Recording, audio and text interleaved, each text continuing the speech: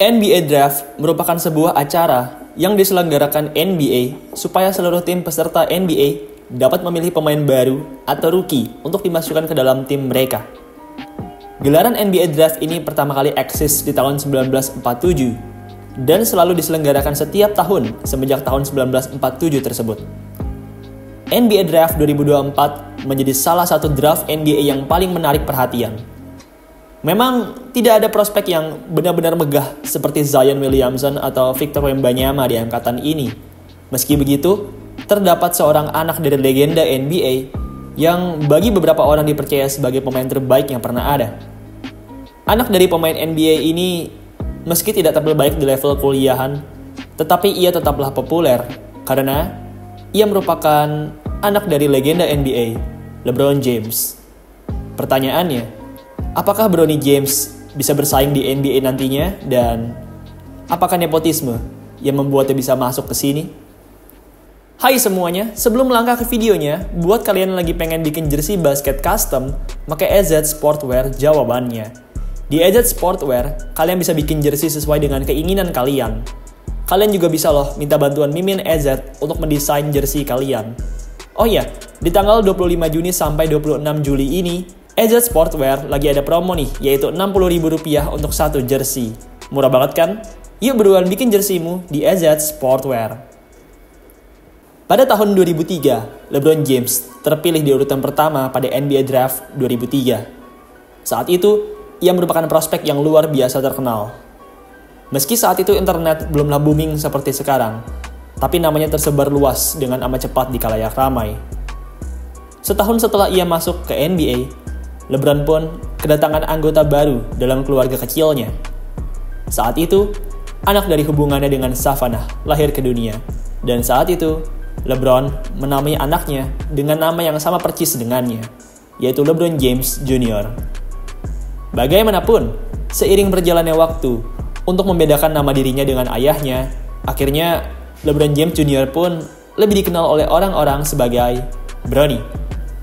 Semenjak masih kecil, Bronny selalu dikenalkan kepada olahraga basket oleh ayahnya. Ia selalu dilatih untuk bermain basket, serta menonton pertandingan-pertandingan basket ayahnya. Jika kalian melihat foto-foto lawas LeBron James, kalian akan sering melihat foto dirinya ditemani oleh Bronny dalam kegiatan interview usai pertandingan. Bronny rupanya juga cinta dengan basket dan kemudian ia pun menyeriusi olahraga ini. Sayangnya, Bronny memang tidak seberbakat dan sehebat ayahnya. Meski sudah latihan terus-menerus, tapi ia rupanya jauh dari ayahnya. Di SMA, ia bukanlah pemain top seperti ayahnya. Ia hanyalah pemain dengan ranking ke-60 di tahun terakhir SMA-nya. Sangat kontras dengan ayahnya yang merupakan pemain SMA terbaik di angkatannya. Bagaimanapun, karena namanya yang mentereng, Bronny pun tetap mendapatkan sejumlah tawaran bermain dari berbagai kampus papan atas. Dari sekian banyaknya kampus papan atas yang menawarinya beasiswa, Bronny pun akhirnya memilih untuk berkuliah di University of Southern California atau yang juga dikenal sebagai USC. Bronny memiliki performa yang biasa saja di USC. Meski telah mendapatkan menit bermain yang cukup oke dari sang pelatih, tapi Bronny rupanya masih belum bisa mengeluarkan sumbangan yang besar untuk kampusnya.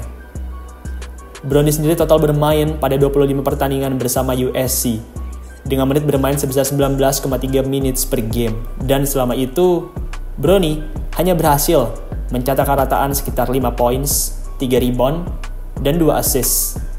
Bronny juga tampil amat tidak efektif. Ia hanya mampu mencatatkan 36% field goals dan 26% 3 points. Oh iya, ngomong-ngomong, ada fakta menarik. Bronny bukanlah satu-satunya anak pemain NBA yang bermain di USC Trojans musim 2023-2024. Selain Bronny, terdapat juga anak dari Dennis Rodman, yaitu DJ Rodman. Berbeda dengan Bronny, DJ bukanlah seorang anak baru di level kuliahan. Ia merupakan pemain veteran di level basket kuliah. Musim 2023-2024 dengan USC Trojans merupakan musim kelimanya di level basket kuliahan. DJ tampil cukup apik di musim kelimanya dengan USC. Bermain pada 32 pertandingan, DJ tampil solid dengan rataan sekitar 8 poin dan 5 rebounds. Usai musim perdananya di USC, sebuah berita mengejutkan pun datang dari Bronny. Melalui media sosialnya, ia menyampaikan bahwa ia akan terjun ke NBA dan masuk ke pasar NBA Draft. Berbagai pro dan kontra mewarnai keputusan dari Bronny ini. Sebagian orang senang karena Bronny akhirnya bisa punya kesempatan untuk bermain dengan ayahnya, dan sebagian lagi kontra karena merasa Bronny bukanlah seorang pemain level NBA. Saya pribadi, jujur saja, senang dengan keputusan ini. LeBron James selalu bercita-cita bahwa ia ingin bermain dengan anaknya dan tidak akan pensiun sampai cita-citanya tersebut dipenuhi. Di sepanjang sejarah NBA, belum pernah ada seorang ayah yang bermain satu lapangan atau apalagi satu tim dengan anaknya. Jangankan di NBA, di liga lain pun hal semacam ini amatlah jarang terjadi. Di sisi lain, kalau kita lihat dari skill dan stats Bronny selama ini, Bronny jelas bukanlah pemain level NBA. Statsnya amatlah buruk untuk terpilih di NBA. Ia juga punya size yang kecil. Berbeda dengan ayahnya yang punya tinggi 206 cm, Bronny hanya memiliki tinggi 188 cm. Ia jelas tidak mewarisi genetik luar biasa dari sang ayah. Awalnya, orang-orang menduga kalau Bronny akan berstatus undrafted atau tidak terpilih sama sekali di NBA Draft. Tapi ternyata, dugaan orang-orang salah. Bronny memang bukanlah pemain hebat, tapi ayahnya merupakan penguasa NBA. Berkat sang ayah, Bronny pun akhirnya tetap bisa masuk dan terpilih di NBA Draft. Pada ronde 2 NBA Draft, Los Angeles Lakers memilih Bronny di urutan yang ke-55. Terpilihnya Bronny menjadi tonggak sejarah baru bagi karir LeBron James. Terpilihnya Bronny di NBA Draft merupakan kisah baru dari perjalanannya di NBA sebagai seorang ayah. BTW, mungkin kalian berpikir, Bronny kan terpilih di urutan ke-55. Mengapa 54 tim lain tidak memilih Bronny? Jawabannya simpel. Dikabarkan, agen dari LeBron James, Rich Paul, mengancam supaya tim-tim lain tidak memilih Bronny karena jika mereka berani memilih Bronny, maka mereka akan pulang dengan tangan hampa dikarenakan Bronny tidak akan bermain untuk tim mereka dan bermain di Liga Australia. Bronny memang bukanlah prospek yang baik, meski begitu, Bronny tetaplah merupakan rebutan banyak tim dikarenakan siapapun yang mendapatkan Bronny akan mendapatkan LeBron James juga. Ngomong-ngomong, di NBA musim 2024-2025 nanti, Bronny akan menggunakan nomor 9 sebagai nomor punggungnya. Ia menggunakan nomor ini untuk menghormati seorang rapper yang telah wafat, yaitu Juice WRLD. Bronny sudah lama menghormati rapper ini. Ia bahkan punya tato bertuliskan angka 9 di bagian samping telinganya. Menurut saya, Bronny akan banyak ditempatkan di G League di musim perdananya ini. Ia masih butuh banyak sekali pengembangan dan G League merupakan tempat yang tepat untuknya. Saya yakin Bronny pastilah sudah bisa bermain di musim reguler 2024-2025 mendatang. LeBron, yang merupakan penguasa Lakers, pastilah dapat membuat hal ini terwujud, bahkan meski anaknya, Bronny, memiliki skill yang kurang mumpuni. Oh, terakhir, ada fakta menarik.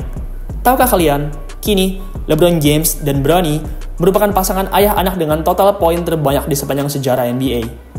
Dengan total 40.474 poin, mereka kini berada di posisi pertama, menggeser pasangan sebelumnya, yaitu Joe Bryant dan Kobe Bryant, yang total punya 38.895 poin. Akhirnya, LeBron pun bisa masuk ke dalam daftar ini. LeBron merupakan salah satu pemain paling absurd di dunia. Namanya masuk ke dalam berbagai buku rekor NBA. Kalau menurut kalian, apakah Bronny James akan bersinar di musim perdananya nanti? Atau paling tidak, apakah ia bisa tampil cukup apik? Tulis pendapat kalian di kolom komentar di bawah ya.